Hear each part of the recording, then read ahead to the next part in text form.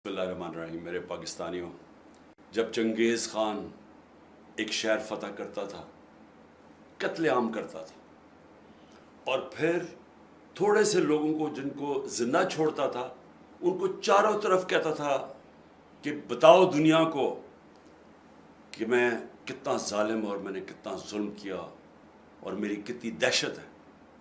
उसके नतीजे से पहले से ही शहर हाथ खड़े कर देते थे लड़े बगैर। यहाँ भी आज वही हो रहा है। जुल्म की दास्तानें टीवी पे चलाई जा रही हैं, लोगों के घर तोड़े जा रहे हैं, उसकी वीडियोस बना के सोशल मीडिया और टीवी पे भी चल रही है।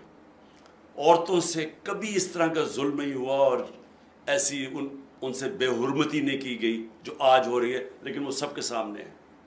लोगों को सड़क पे खड़े हैं, उनको उतारते हैं, जेलों में डालते हैं। हर किस्म का खौफ फैलाया किस लिए जा रहा है कि अवाम को बताएं कि हमारे सामने कोई खड़ा होगा तो उससे इस तरह का जुल्म किया जाएगा ताकि अवाम गुलाम बन जाए। मेरे पाकिस्तानियों, ये है वक्त अपनी आज़ादी लेने का। हकीकी आज़ादी के लिए हम सबको कुर्बानियाँ देनी पड़ेंगी। थोड़ी सी पुलिस है, 1000 है, 70,000 है, 80,000 है, कितनी है? 22 करोड़ 23 करोड़ अवाम है।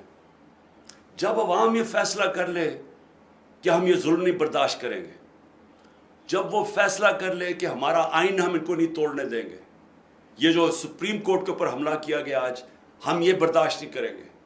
हमें इलेक्शन चाहिए, हमें अपने मुंतखब किए हुए नुमाइंदे चाहिए, हम किन्हीं चोरों के नीचे गुलामी नहीं करेंगे। जिस वक्त अवाम ने फैसला कर लिया, हम आज़ाद हो जाएंगे। आपने ये खौफ के बुत को तोड़ना है और जब भी अगली कॉल आए आपने पुरअमन तरीके से, कोई तोड़ फोड़ नहीं, पुरअमन तरीके से अपने हकूक़, अपनी आज़ादी के लिए सड़कों पर निकला है।